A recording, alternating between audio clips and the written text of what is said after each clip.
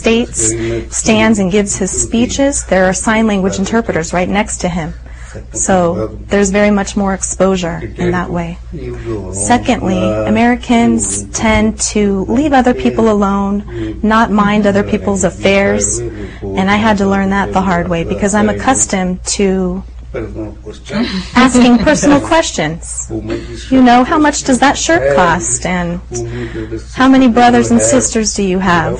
Do you have a boyfriend? Questions such as that. So I learned a lot that by being told that that is none of your business, I learned to stop.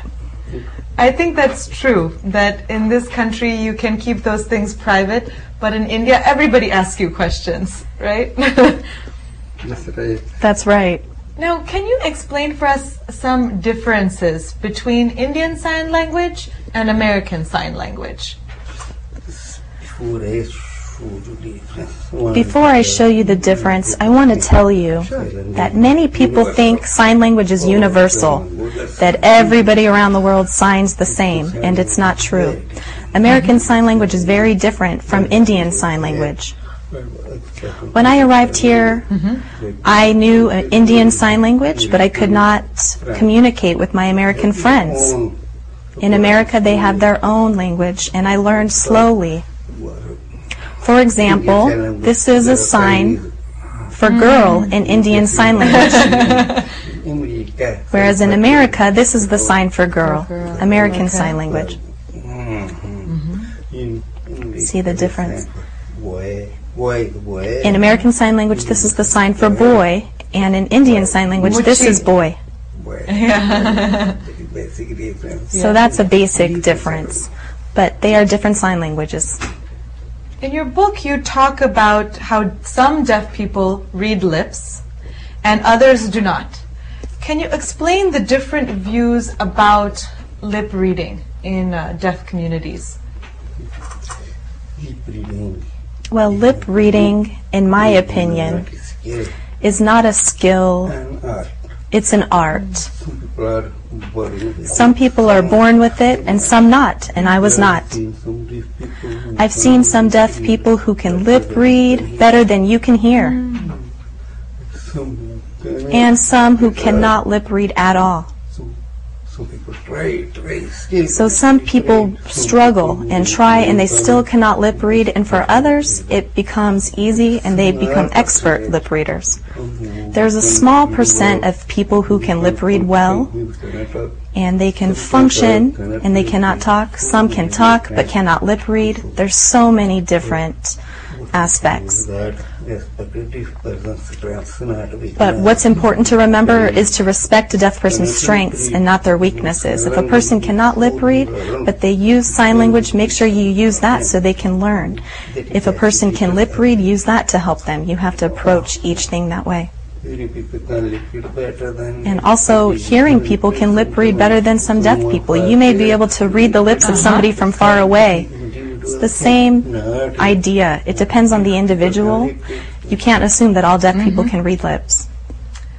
Can you tell us how technology has affected the way in which deaf people communicate today? There is a big difference.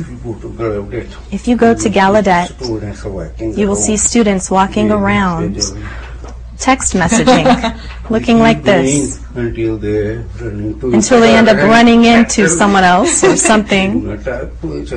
They tend not to talk to each other anymore. They're not signing, they're only texting. So technology is a big thing. When I arrived here, we didn't have technological communication. Telephones were for hearing people, and we didn't have TTYs. That was a technology developed later in 1961.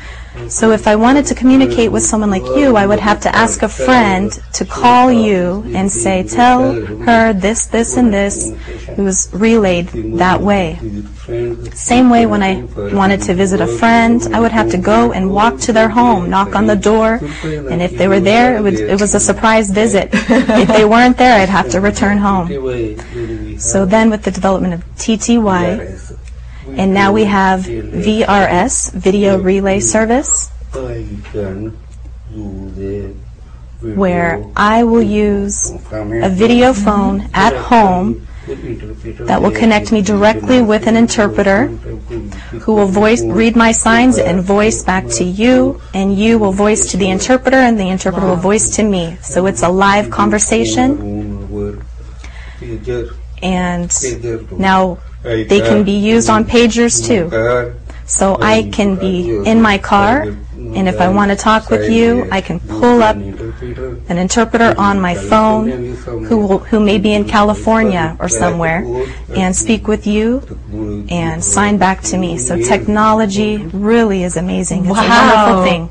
That's really incredible how much technology has changed the way people communicate. It is great. And facilitated the way people communicate.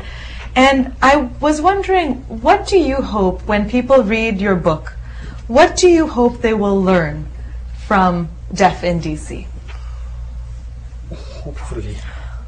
Hopefully, people in India who read my book will understand that deaf people can do anything if education is provided. And at the same time, I wrote Deaf in DC. The big difference for me was education. Education can lead you into all things. So people will, instead of looking at a deaf person and not want to interact with them because they're deaf, just go ahead, take the chance, and communicate with them. Be patient, try to read and write and gesture, communicate with them, and I hope that they'll do that. Well, we have certainly learned a lot from you, and thank you so much for sharing your story with us, for sharing this book with us, and we wish you all the success with this book and in your career at Gallaudet. Thank you so much. Thank you for inviting me. I enjoyed talking with you. Welcome. You're welcome.